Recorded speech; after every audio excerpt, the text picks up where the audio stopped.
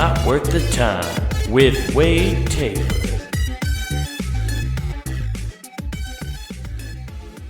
What's up, everybody? Welcome back to Not Worth the Time. We're here. We're doing it in 2024. And I'm on my way. I can go the distance. Yeah, I just watched Hercules. What a fucking triumphant movie that is. I'm ready to conquer everything, dude. I'm ready to fucking take my rightful place up at a Mount Olympus, okay? You think, in that movie, he gets his God status back. By sacrificing himself at the very end for the woman he loves, right? And then he gets brought up to Mount Olympus, and they're like, hey, Zeus is like, hey, you proved yourself, kiddo. You fucking did it. You proved that you are worthy of being a god on Mount Olympus again, you know? Sure, you drank poison, and I couldn't do anything for you up until telling you that, hey, you got to figure some shit out, kiddo. Zeus really told Hercules to pull himself up by his motherfucking bootstraps. Hercules had no help from his real dad. He's the god. He's a god, and he can't do anything to help his son get his god status back. That's how good Hades' hexes are, dude. He gave him a fucking potion, and he didn't give a shit. He was just going to let him hang out on Earth and be overly strong and terrorize towns. But he proved himself. Hercules goddamn proved himself to be a world-class hero, going after and sacrificing himself not only for Greece, but for the woman he loves. And that gets him access to the pearly gates of Mount Olympus, right? Like, he gets to become a god. But he sacrificed himself because he loves this woman. And then Zeus was like, you did it. You sacrificed, and now you get to be here. And you have to leave that bitch outside the gates, okay? We don't let dogs in here, okay, son? Zeus was like, we just go down for a couple conjugal visits now and then. Zeus thinks of Earth as a prison for where he put all the humans, and he goes down there for God. Zeus went down and fucked humans all the time in Greek mythology. So that's what he was like. You don't bring a dog into the house is what he was saying. Fucking Zeus was like, you did it. You sacrificed yourself. And now you can leave that bitch. You know? If Hercules, this is the question I have, you know, and I know Disney movies don't really pay attention to the actual, you know, mythology and all that stuff. It's kind of everything's, they ignore the fact that Zeus was banging his sister, and they just ignore that, right? But if Hercules would have been like, cool, yeah, Dad, I'm definitely coming to Mount Olympus, and just walked in, does then he lose his god status because he's doing something fucking shitty? He's just leaving the love of his life to be like, well, I gotta have fun down on Earth, you know? Some shitty stuff's gonna happen in Pompeii. That's all I can fucking tell you. Stay the fuck away from that place. I just don't get it, you know? Hercules. The things you ask yourself as you learn more about the actual source material and just human nature in general. He was raised by humans. Like, I guess, is that the point? And then he ends up staying with her and becomes mortal. Is it he had better morals because he was raised by humans? I mean, let's be real. You go down to Greek mythology, you know, I mean, Zeus obviously wasn't a great parent. He didn't even try to find his son really for 18 years. He's a god, and he couldn't find his fucking son. But he recognized him as soon as he showed up at the temple. You know, I just have questions about negligent fathers in that point, okay? So that's why him being raised by human, he had better morality. Okay? Well, he is immortal, so he has morality. Is that where that comes from? Oh my God, I just fucking broke the code, you guys. We're fucking striving here in 2024. Fucking breaking it down. Wow. What do you know? Morals, mortal, coral. You quarrel with your moral toral. Slowly losing it. What's new? You know, but I'm learning stuff. Yeah, is that important? Supposed to learn stuff, become better. I was pumped. I had a good year last year, you know. I was feeling good about myself. I was looking over all my goals that I accomplished and stuff. One of my big ones last year, right? Big one was to read 5 books. And man, when I accomplished that, that was fucking, oh man, that was a top tier goal for me, okay? And I know a lot of people think that's really dumb. You can listen to 5 books. You don't need to read them. I needed to read them. I wanted to make myself do this skill. You guys have heard me read on this podcast if you've been a long-time listener. I can barely read, okay? I need the practice. This podcast is literally a way for me to just get over that public speaking, or not in public speaking, public reading fear I had. I've never had a problem. Problem? I've never had a problem. That's what you call a severe drinking problem in Ireland, a problem. Never had a problem with public speaking. Really haven't, even though I struggle to say sentences sometimes. But I've had trouble with public reading. There's something about reading off a script or reading words off a page in front of a large group of people. That's anxiety just through the roof. I'm so glad I never had to read like Bible passages in like some kind of capacity in church, because you know how sometimes if you're doing confirmation or whatever, they'll make the youth people do the sermon of the day or the gospel of that day, and they'll read the passage. Dude, I would have said no, I'm not doing this, okay?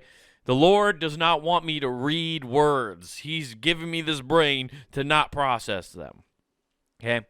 That's why I do this podcast. This podcast is literally a way for me to get over that fear of reading to people.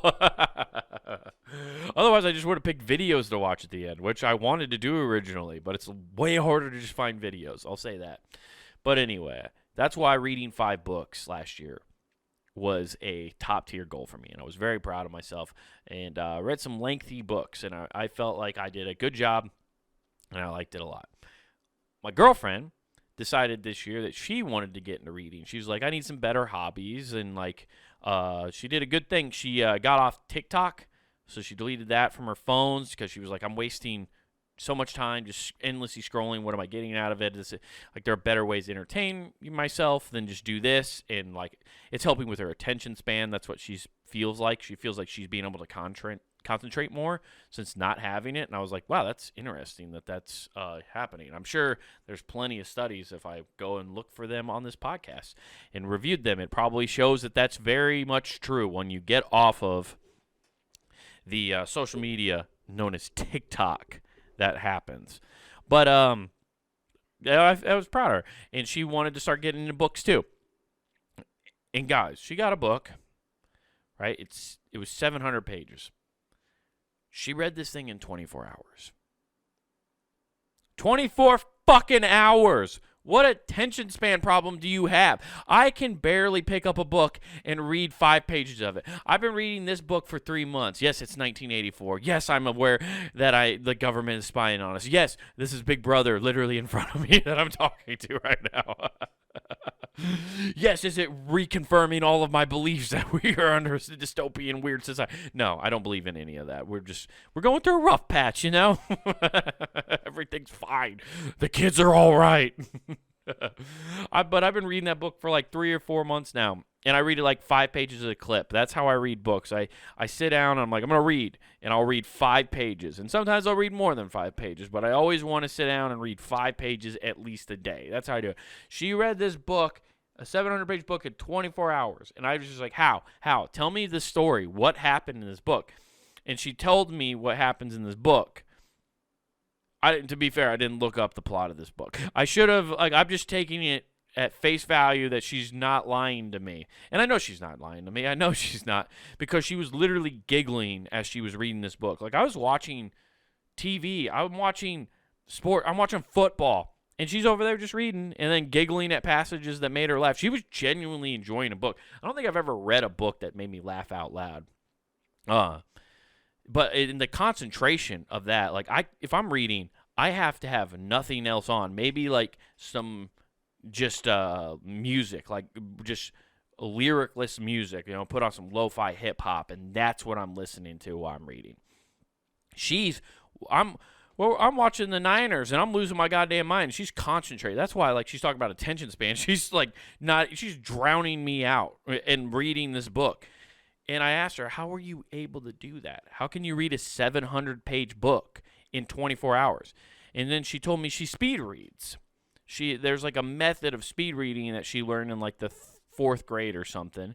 And she can just basically read very fast, and she kind of just tries to find the important words, and then you fill in the blanks afterwards. And she's not the first person who's told me about this. Like, this has been coming up a lot recently. My good friend of the show, friend of punninggame.com, Matt Lamb, host of the Grove and the Empty Parlor podcast. You might have remembered those. He's a speed reader. He was telling me about it. I have zero ability to do this. Like, they just fill in the blank. I can't do that. I've never been. I read things wrong on the interstate if I'm reading a billboard. Those are normally 3-letter words in like 3-word sentences. So I fuck those up. I'll just go, that's what that is. And I just completely assume something else. And then somebody be like, that's not what that said. It said this. And I'm like, oh, well, I'm a fucking moron. So she's crushing 700-page books in 24 hours. Makes me feel so shitty about myself. I felt so accomplished and ready. And that's when it's just back to that being fucking average. God damn it, I'm average.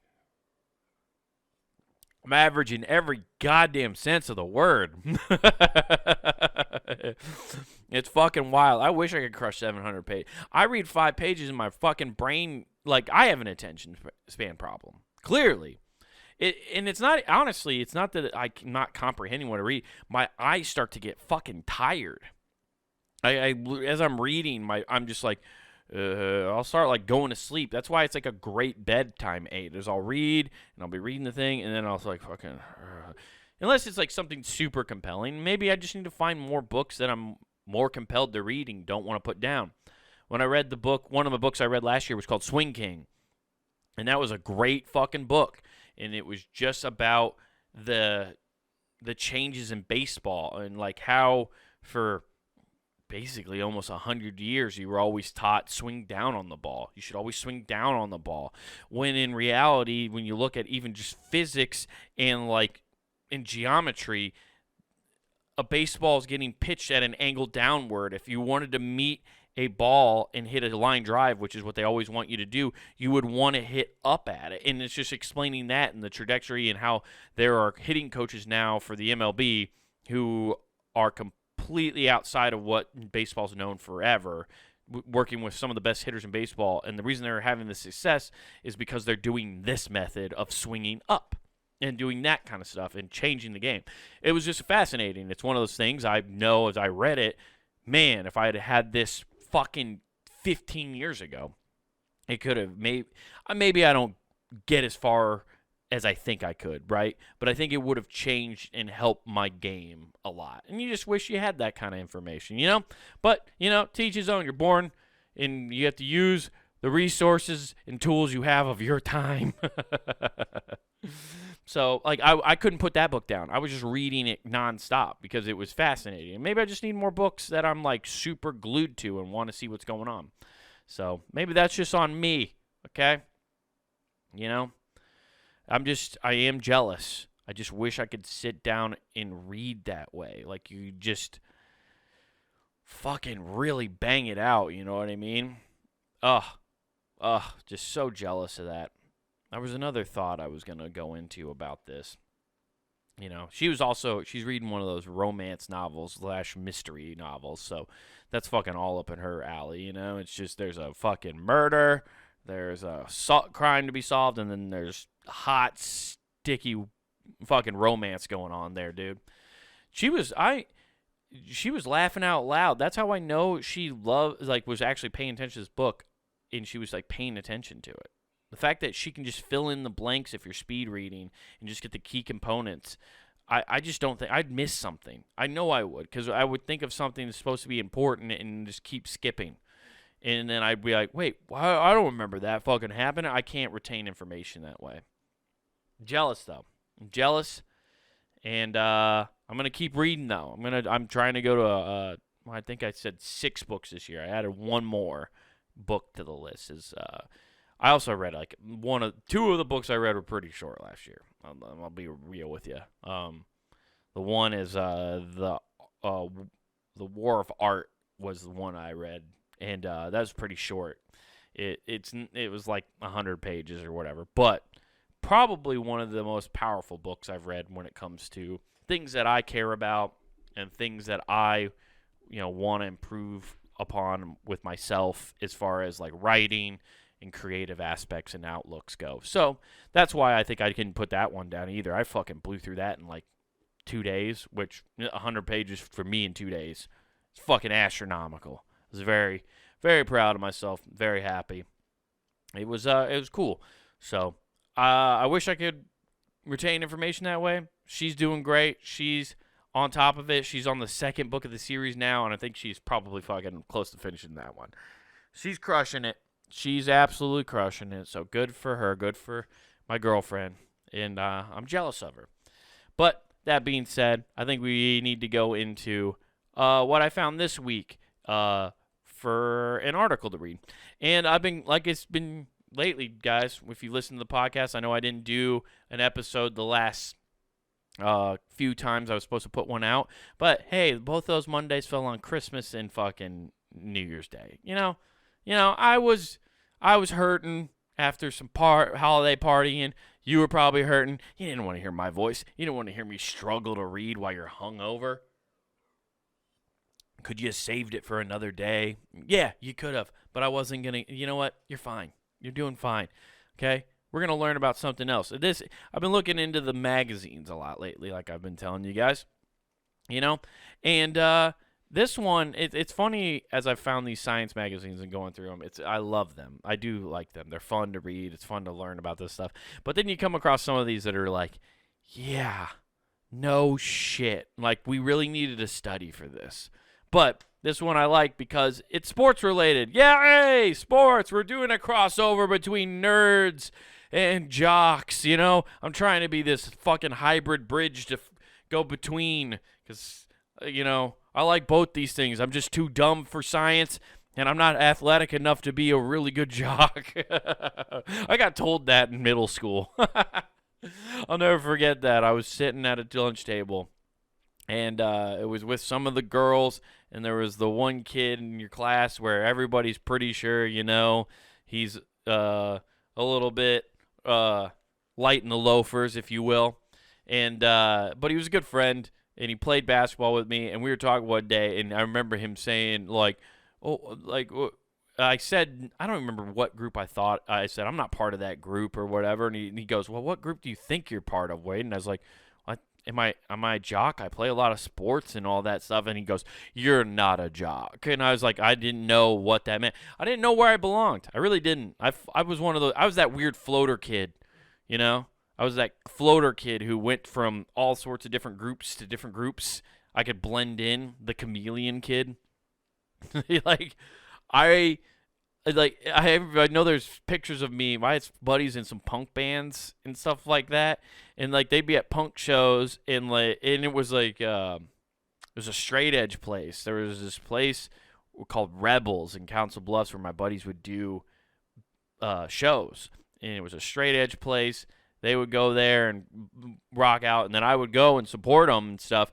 And you'd see all these punk people, right, and stuff. And this is 2000s punk, so it's not like the leather jackets or the hardcore like you think of when you think of punk, right? But these guys would be dressed, but still they're punk kids, and they got the checkered belt buckles. You remember those, the studded black and white checker belts. And they're not even in the loops; they're just hanging off, and they're wearing the gloves and the chains, and some of them got eyeliner. The punk goth emo era of that time. That's making a weird comeback that you see everywhere online again. And then you just had me in a Braves hoodie, in jeans and in skate shoes. I had skate shoes. That was a telltale. But I'd be even sometimes if I was there, I'd have my Trans World skateboarding T-shirt on. That I just didn't look like it. I was just hi. They'd all be doing a pose, and I'd be hi. Hi, I'm here. This is my thing. I'm here with my friends. That was me. Okay, so I tried to bridge that gap. Anyway, back to the article where I was. Anyway, this is an article that you definitely didn't need to do this study probably to figure this out. It makes all the sense in the world. Like I feel like we all knew this already, but I thought it would be fun to learn about. So it's people's speed of sight varies, and this may explain sports prowess. Really, your ability to see in sports might hinder your ability to be good at it. It's a crazy bolt that might be, that's a fucking 2024 to say that you're taking a risk, okay? People are going to come after you for that. Our ability to perceive rapid change in visual scenes over time, our speed of sight, varies a surprisingly amount between people, according to the first study to systematically investigate the question. This suggests that some people can track fast-moving objects better than others because of their innate superior vision, and which may contribute to people's different abilities in sports like baseball and cricket, says Clinton Harmel at the Trinity College, Dublin, Ireland. Our speed of sight, also known as the flicker fusion threshold, because of the light that flashes on and off at a frequency above someone's threshold, it appears to them as a shiny stability. Okay. It's comparable to how a frame per second our vision system processes, he says. This threshold varies widely in the animal kingdom, being higher in creatures that can move fast, especially if they hunt other speedy animals. For instance, the peregrine falcon, the fastest creature on Earth thanks to its plummeting hunting dive, has a flicker fusion frequency of about 130 images per second, or 130 hertz. Holy shit, it can process. I didn't know that about the falcon. That makes all the sense in the world. So those fuckers are moving. But even when they're moving like that, they still, like, 130 images a second for them probably still isn't that good. Like, it's still got to be blurry as fuck. But everything else, man, everybody else looks like they're moving in slow motion, just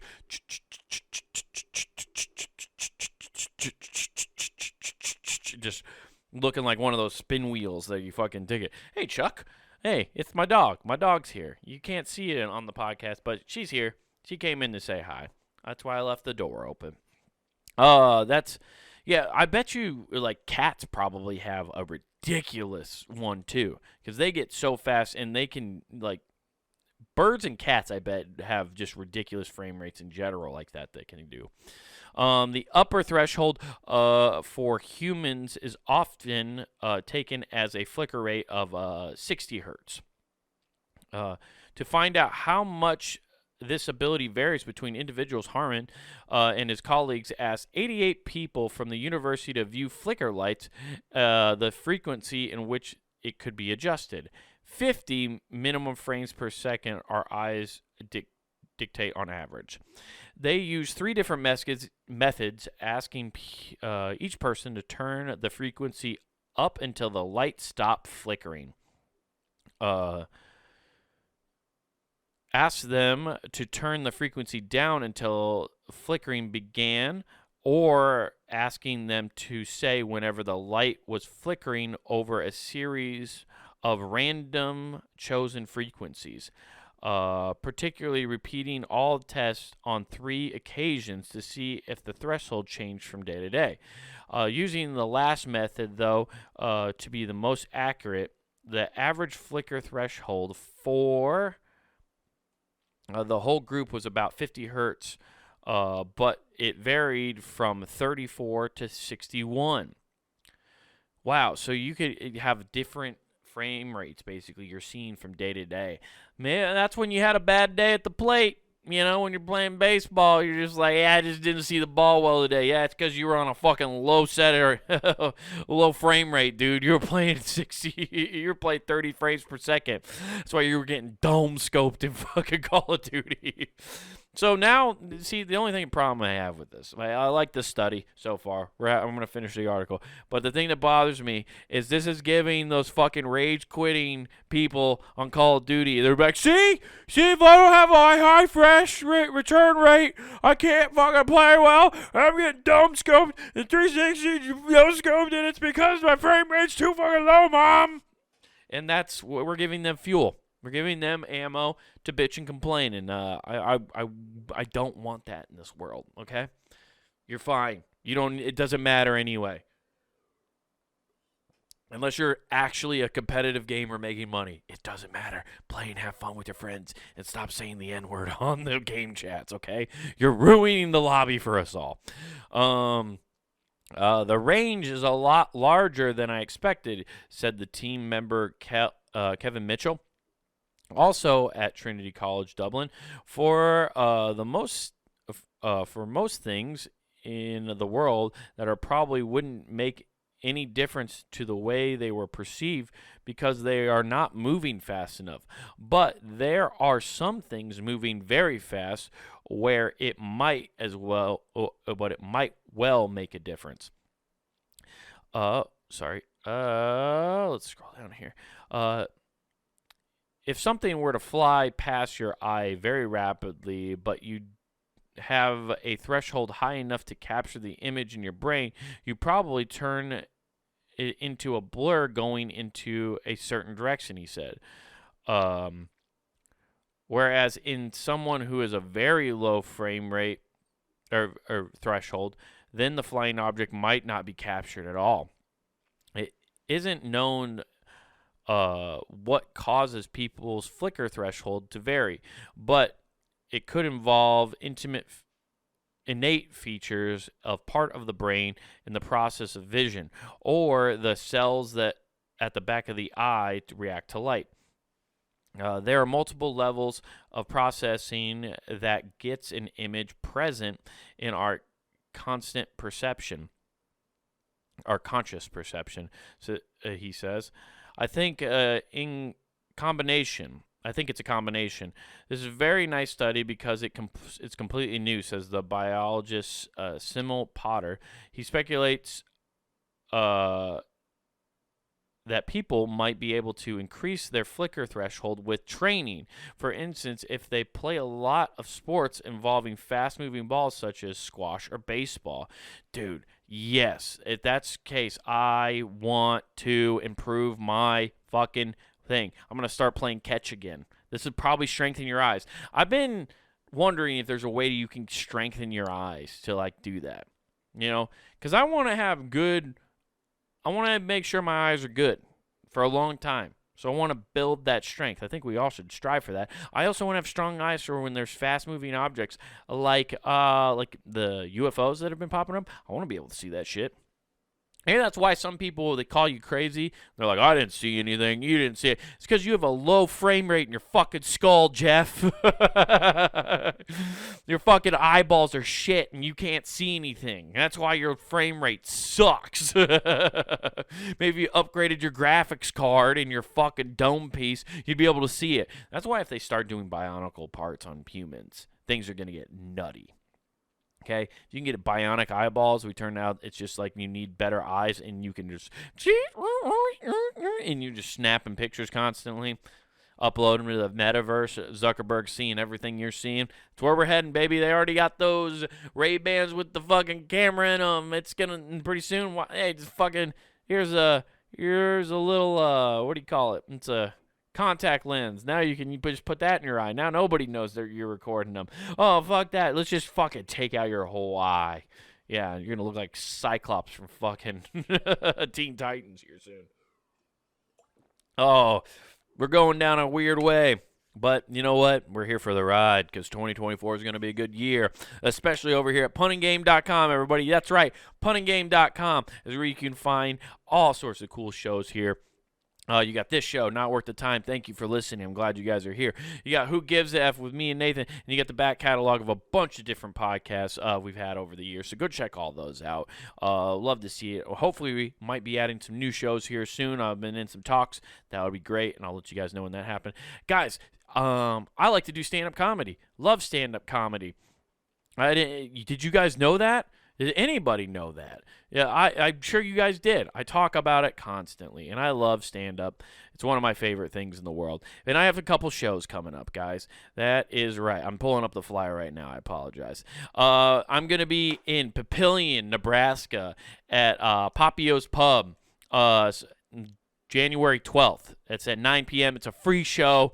If you're in the Papillion area, the Omaha, Council Bluffs area, come on out. It's going to be a fucking great show. Justin Healy's the one who puts it on. He's a great dude. It's going to be a lot of fun. Check out my social media for more details on that. But it's going to be in Papillion, Papio's Pub on January 12th. So come out to that. I got another show. It's a secret show. I don't know if I'm allowed to tell you about it, but I'm doing some kind of secret show. It's going to be a lot of fun, so be on the lookout for that possibly. Otherwise, guys, go over to puntinggame.com. Get yourself some threads over there. Go to the Punting Game shop and use promo code NWT.